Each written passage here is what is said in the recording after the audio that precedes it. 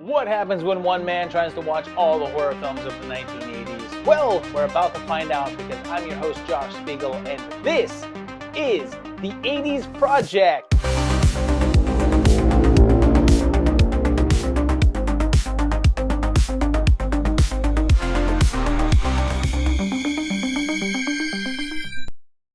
Welcome back to the 80s Project, and we are now more than halfway through 1984, so we're just making some real progress here. And let me tell you, this year's been pretty interesting because there's been some major movies and also some things I'd never heard of before. And this block is exactly the same. Let's start things off across the water and head to France for August 14th as we check out one that seems to have not gotten a US release with Frankenstein 90. It begins with a guy sneaking into a medical lab and appears to be wearing a mask of a face, which is super creepy, and I'm kind of surprised more horror flicks don't do this because it's simple and effective. He steals an arm and takes it back to his underground lair where he talks to his computer. It seems that Victor here is the descendant of the OG Frankenstein and wants to continue the family work, but it turns out that his wife works at that place where he broke into. He's also a professor, and he's using those body parts to create a body, and the plan is to implant that computer-programmed mind into it. The operation seems to be a success, and Frank is born, and he has to teach him basic human interactions. He doesn't do too well, though, since he gets into a fight and trashes a guy's car, and eventually is able to remove his bandages. He's not overly monstrous looking, but certainly has the old Stitch face thing happening. Things take a turn when he wants to display affection with a hug and gives one to the maid and accidentally kills her, and then just starts roaming around the countryside getting into shenanigans. And I should mention that Victor is played by Jean Rochefort, and he's not very well known over here, but in France, this guy's an actor's actor and one of their biggest award winners. But the trouble really starts when Frank takes a liking to Elizabeth and attacks her in the woods. And at first, she's horrified, but then starts to fall for him while Victor decides to make him a bride. And this, of course, is sort of a riff on Frankenstein, and it was directed by Alain Jessuat. And he'd been making films since the 1950s, mostly all in France though. What's funny is that the 90 in the film seems to have no relevance to the film itself, although I wonder if it's a minor reference to Frankenstein 80, which came out in 1972, with having the following decade in the title. It didn't end up getting much regard at the time, and was considered a bit of a disappointment from those with the talent involved, and just never developed much of a cult following. And it's okay, I'll give it a 2.5 out of 5 here. Like, most of the comedy just does not hit for me, and I don't know if it's because the humor didn't translate, but a lot of it just felt stale. The horror cultural significance is just a 1 since it's not known at all, even in cult circles, and might have been more known in its home country, but it's not even a blip on the radar over here. Should you watch it? You can probably pass, unless you're trying to watch every version of Frankenstein out there.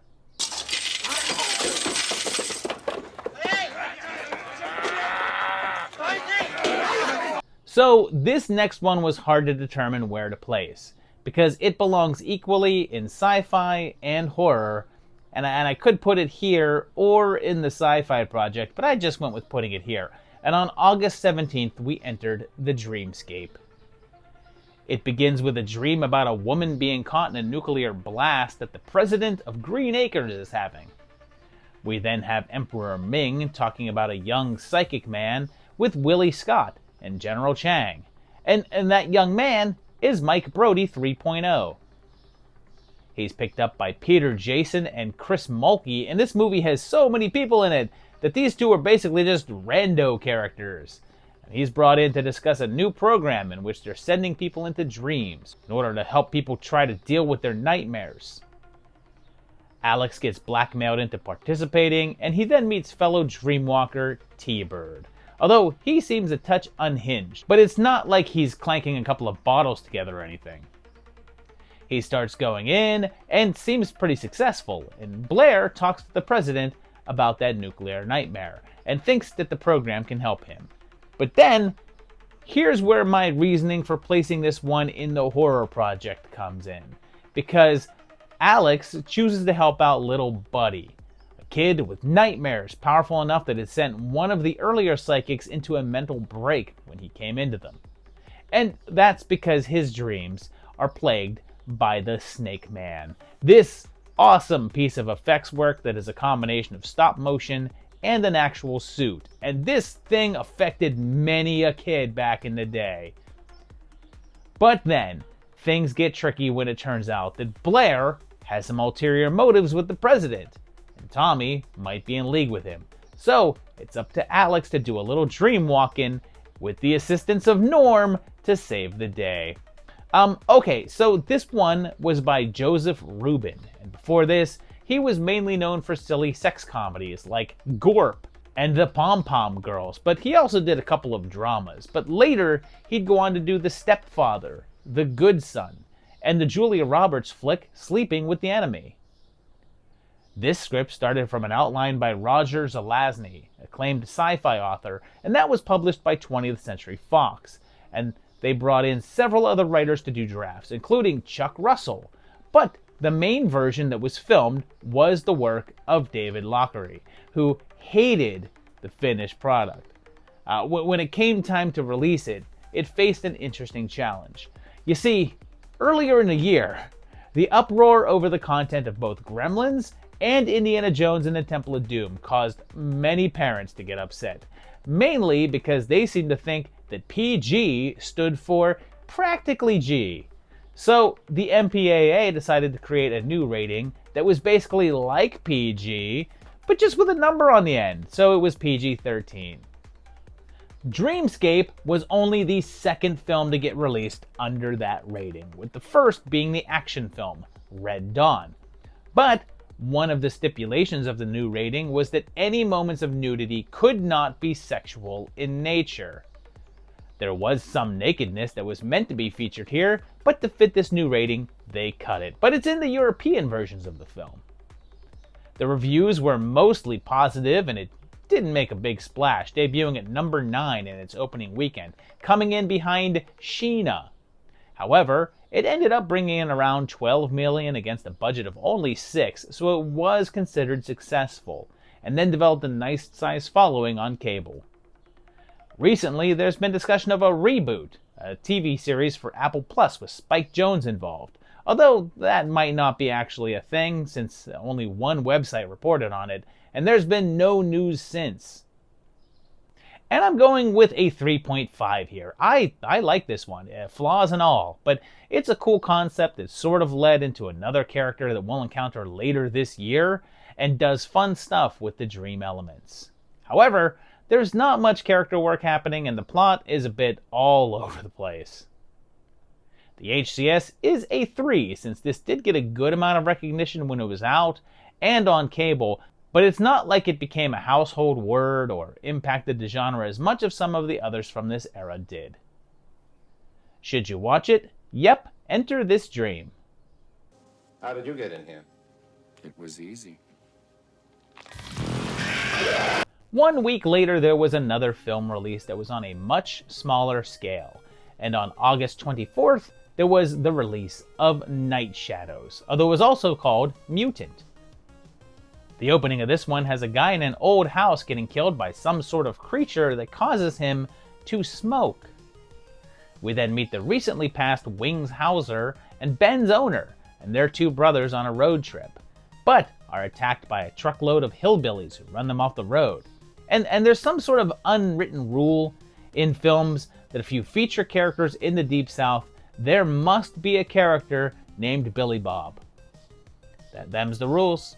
They have to walk to a nearby small town, with Mike making sure to show everyone his manly chest the whole time. But that smoky killer is here too. They encounter the town sheriff, Bo Hopkins, who we last saw in '83's Sweet 16, in which he also played a small town sheriff. Jennifer Warren is here too, and we last saw her all the way back in '81 with The Intruder Within.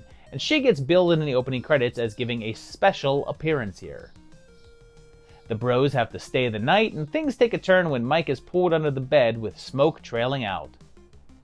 Josh gets concerned that his brother is gone and goes out looking for him, getting help from the local school teacher, coming across dead kids, and everything changes when Dr. Myra's assistant transforms into some sort of mutant and goes on the attack.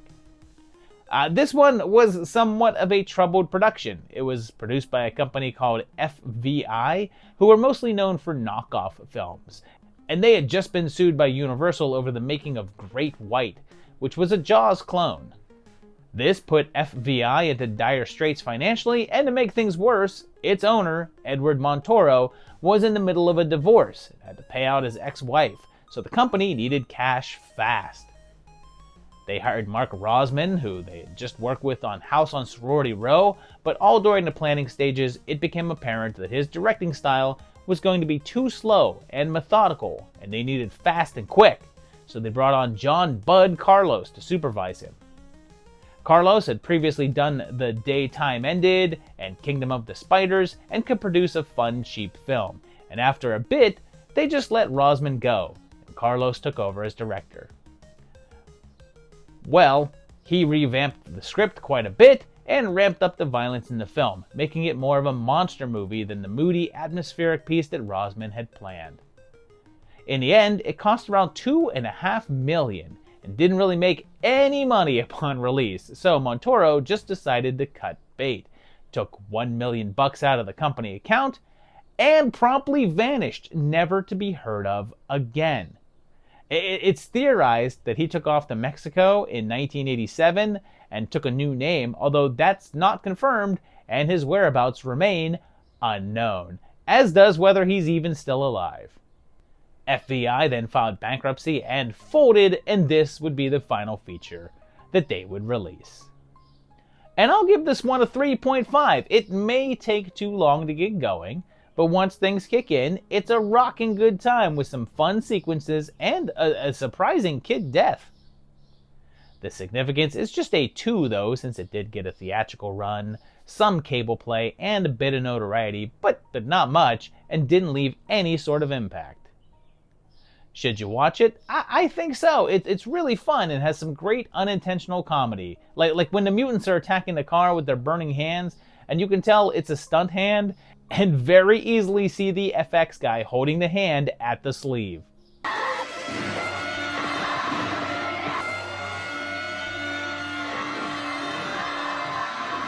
Alright, on August 31st, we get what is likely this block's biggest release, with an addition to the English lexicon with the arrival of Chud. It kicks things off with a woman walking her dog, and a hand comes out of the sewers and drags them both down.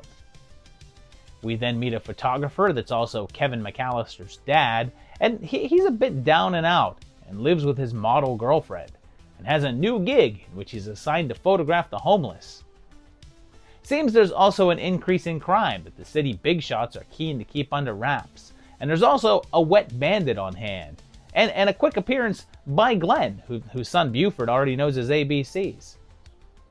Seems that a number of people that live in the tunnels beneath the streets have been looking to get their hands on weapons because some of them have been going missing. It seems like Captain Bosch's wife is one of those that have vanished. And we get a little glimpse of what's doing that vanishing, and it's some sort of creature. But when they try to figure out what's going on, they come across a big cover-up over the transport of radioactive material. And this guy from the Nuclear Regulatory Commission is involved, and the program is called Chud, which is said to stand for Cannibalistic Humanoid Underground Dweller.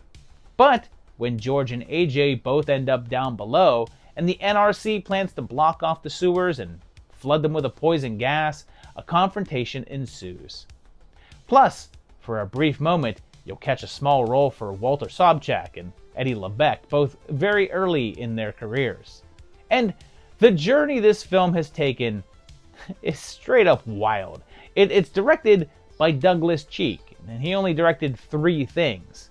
A TV show in the 70s called Vegetable Soup, a religious documentary in 2003, and this movie. He did do a ton of other work as an editor though, and the budget was pretty small at only $1.25 million, so it's wild to think that this was a cheaper film than Mutant, but it apparently was. The reviews were soft though, and LA Weekly even had the headline, "Chud is crud." It was only given a limited release, and the largest number of screens it played on was 310. But this is what's interesting. In its opening weekend, it was number 13 at the box office, which doesn't sound that impressive. But it had a higher average theater gross than any other movie that weekend. It did around $5,700 per screen. And to compare, the number one movie that weekend was the Clint Eastwood flick Tightrope, and it was on 1,500 screens and only pulled in around $4,600 per screen. That means that each theater with Chud was more packed than the number one movie. There was a sequel a little while later, in 1989, called Chud 2, Bud the Chud, although it's extremely different. It seems to be a sequel to an entirely different movie, since the Chuds look and act different. And occasionally it's claimed to be an abandoned Return of the Living Dead sequel, although that appears to only be rumors. But then, something weird happened. Over the years, the word Chud just sort of entered the public lexicon. The meaning has changed over time, but at times it's just been a general insult, and at others a political one. There's also been talk of doing a remake, and at one point Rob Zombie was hinted as being involved, but nothing official has ever been solidified. One other minor note is the fact that John Hurd and Daniel Stern are lead characters here, and would later both go on to be in Home Alone films, but shared no on-screen scenes in those. And I like Chud. It's a 3.5. There's some pacing issues that really throw it off, but it's got good characters, awesome monsters, and a political commentary that all hit the mark. The HCS is a tough call, so I'm going to go with a 3. And like, I know that people know the term Chud, and it had societal impact because of that, but it's not like most people that know the word have seen this film, or maybe are even aware that it exists, so some of that impact isn't due to the actual product. But it is well known in the horror world and has a solid following, earned a sequel, and featured a bunch of faces. Should you watch it? Yes, be a cinephile heeding unique displays.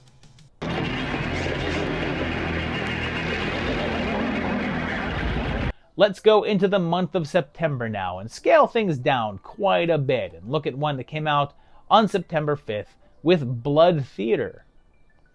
It's set in an old theater that's closing and having their final performance. The owner is peeved that it's closing though, and when he finds out that his girlfriend is cheating on him, he sets a fire and locks everyone in, while also stabbing the ticket booth girl to death. Later, there's a $25,000 reward offered to anyone willing to reopen the theater, and we meet the seedy owner of a cinema chain, and his secretary is Mary Bland. He reveals that he bought that old theater and is transferring some of the staff over, and he offers them a $1,000 bonus if they're able to pull off a successful opening night, and they head off. It's pretty hilarious because there's this one blonde girl, and for some reason, all of her lines are overdubbed, even when none of the other characters are. You guys aren't going to see us around here anymore. Why? Is it a new requirement to have an IQ over 50 to work here? No, you're still here. They start to try to fix up the place and start having odd things happen, like the lights going on by themselves, and a couple of cheerleaders are stabbed. We also get to see trailers for some of the movies they're running, like Clown Horrors of Hollywood. And sure enough, the killings keep on happening, and soon all hell is breaking loose. And this little number is both written and directed by Rick Sloan, and was his feature film debut. After this, he'd have a pretty notorious moment when he'd make the legendary So Bad It's Good film, Hobgoblins. After that, he'd create the Vice Academy series of films, and much later on, Hobgoblins 2. An interesting bit is that the fake movies that they highlight in this one, with that trailer and a bunch of posters, are things that he had shot earlier. It seems that he had a penchant for shooting fake trailers, and several had run before the Rocky Horror Picture Show at some convention screenings in California, and got the drive to then make the full feature. It wasn't a smooth shoot though, because the actress playing Jennifer, one of the lead characters, dropped out of the film after a good deal had already been shot, and they had no other options but to cast another actress and reshoot all of her scenes. It didn't get much of a release, but it did get some play on video shelves and on cable, and Sloan was able to get more films made because of it. And I'll give it a 2.5. I think it's fun and silly, but it's not great, and it does tend to get a bit tedious and ends up being really anticlimactic. The HCS is just a 1.5 though, because it's not all that well known and really only has Voronov involved, but it's had a little bit of buzz and did start Sloan's career. Should you watch it? Maybe. It's got a certain low-budget charm that's probably worth checking out. So visit our concession stand, where there's always something good to eat.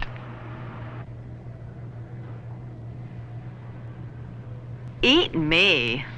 Let's go back to Hong Kong, because some of the craziest films of this era are from there, and on September 6th, one day after Blood Theater, we got Pituitary Hunter.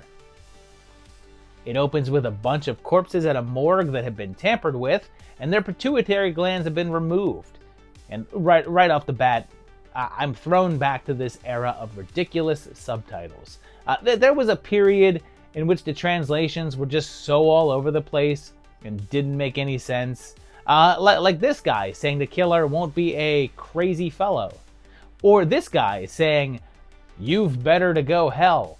So yeah, there's this doctor named Dr. Kwok, and he's a backstreet doctor without a license doing illegal operations to a badass soundtrack.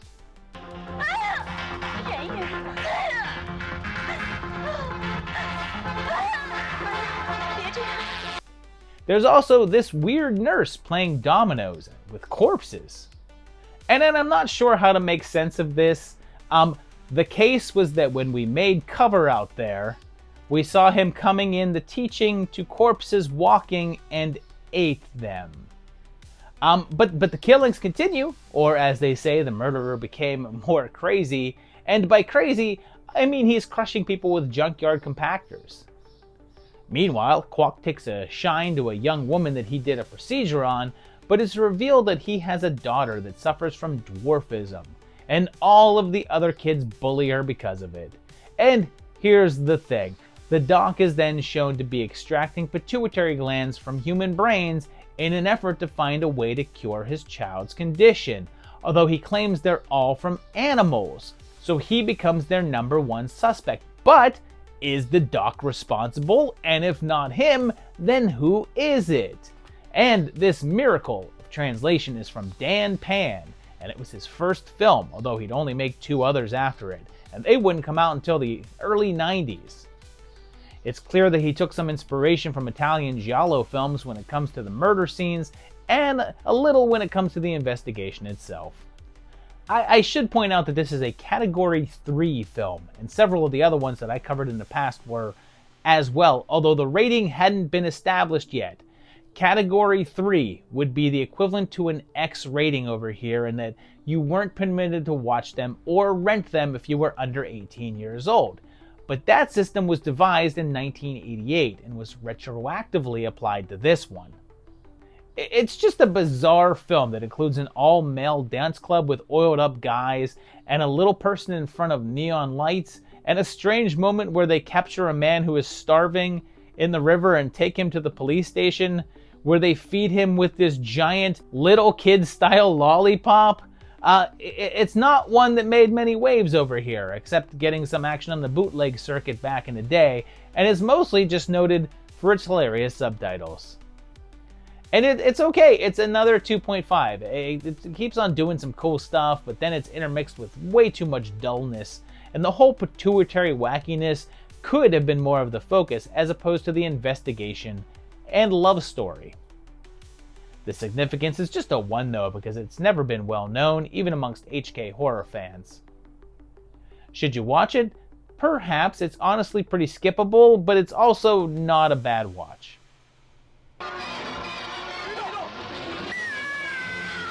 We're gonna stay in the realm of the international right now as we cruise over to Italy for a film that debuted on September 7th and got an American run in '86, and it's Devilfish, otherwise known as Monster Shark. There's a wrecked ship and a man floating in the water, and they retrieve him, but he's missing a few body parts. We're in Florida and we meet Stella, a dolphin trainer, and this weird signal drives her fishy friends batty. She works with Bob here, and he was able to get a recording of the unusual sound when he was out on the water, but when he checks the tape, there's nothing on it. So they call in Peter, who we last saw in 2019 after the fall of New York, and actually where we last saw Valentine Monnier as well. But then there's this woman who is threatening to go to the press about secrets that she knows about some sort of project. So she's killed. But then, when they start casting the teeth from the victim's bite wounds, they notice that they don't seem to be that of a shark.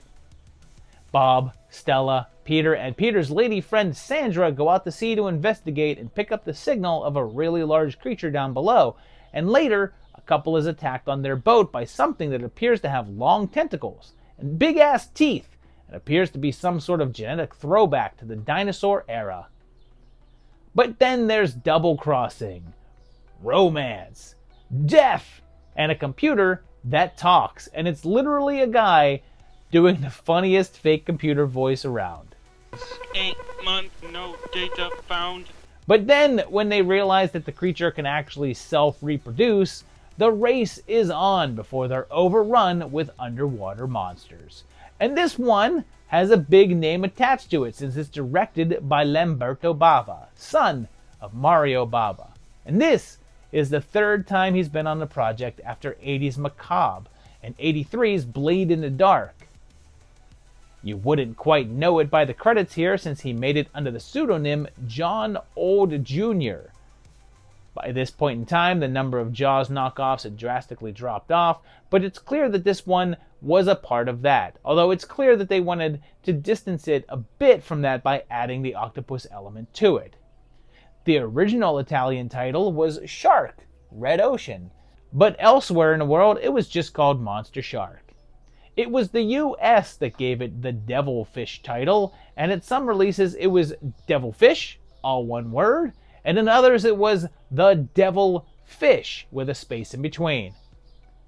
It wasn't really a success in any way though, and the reviews were mostly negative, and it eventually got riffed on by the MST3K guys in fairly memorable episode. Also, if you're prepped and ready to check out some cool creature effects, well, you're not going to be happy. And sorry Lamberto, but I'm just going with a 2 here. This is way too sluggish and poorly paced to really be fun. The monster attack scenes are a good time and worth checking out, but they're like 4% of the total runtime. The HCS is just a 1.5 since it did get a touch of recognition, but not much, and it only has Bava's name to carry it, as well as the fact that it gets called out as a Jaws clone. Should you watch it? You can probably cut bait on this fish. Are you able to accept info useful to the Sea Killer project? Okay, much like Dreamscape, this next one is a movie that I'm not entirely sure belongs here, since it's probably more action than horror, but let's go to September 20th and look at The Ninja Mission. It begins with a man being chased and shot at, but for some reason, the enemy's gun sounds like a laser beam. But I think it's just supposed to be guns with silencers on them. Seems this young lady is on the run, but she's being protected by ninjas, and this guy named Mason, who's some kind of secret agent. Seems that Nadia's father is working on some sort of nuclear fission device and is planning to defect so the KGB is after her to blackmail him. He's in their custody, and the CIA sends some men in to rescue him, but unfortunately they're double-crossed and killed. But meanwhile, Nadia celebrates the fact that people are trying to kill her by performing a very 80s song on stage in a transparent shirt. Like you do. Too bad the KGB shows up and manages to kidnap her, leading to a really prolonged chase scene. So, they assign Mason to take ninjas and head to Russia to get her and her father back. Things then get really dull for a while. A long while, actually, and not much happens at all, and I started to wonder why I'm putting this on here.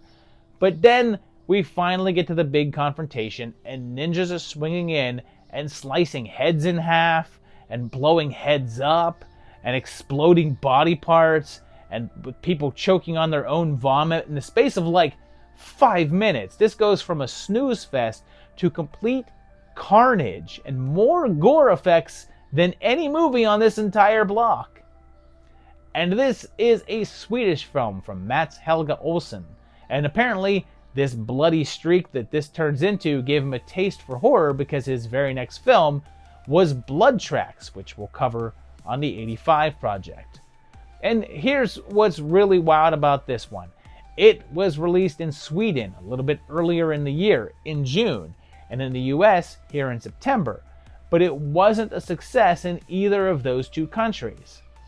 However, it did amazingly well in other areas of the world and pulled in a ton of money, and for a while was one of their highest grossing films.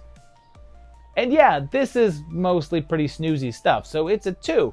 If it weren't for a handful of fun action moments and that insane gore sequence, it'd be a complete waste of time, but those aspects save it a bit. The HCS is a 1 since it's not that known over here and really isn't horror anyway, and likely doesn't even belong here. Should you watch it? I'd say no, but if you do, skip to about 1 hour and 20. What the hell? So there you have it, getting further into 1984 here, and this block was a good mixture of things that were a little bit more obscure and some stuff that was more well known. And I gotta say, my favorite of this block, it's probably down to Dreamscape and Chud, but I'm gonna go with Chud, mainly because I like the grimy aesthetic of it all. But you guys let me know what your favorite is down below. Let me know which of these you've seen, which of these you would now like to see. Tell me that down below in the comment. I always like to hear which movie you've never heard of that sounds really cool that you now want to seek out. Tell me that down below. Also, if you like this video, hit the thumbs up to like it. Subscribe to the channel if you don't already. And also check out my Patreon page at patreon.com/movietimelines and help keep this channel going and this project moving along. And we're getting closer to the ending of the year for 84, but there's still some really big things to go. So stay tuned right here on the 80s Project.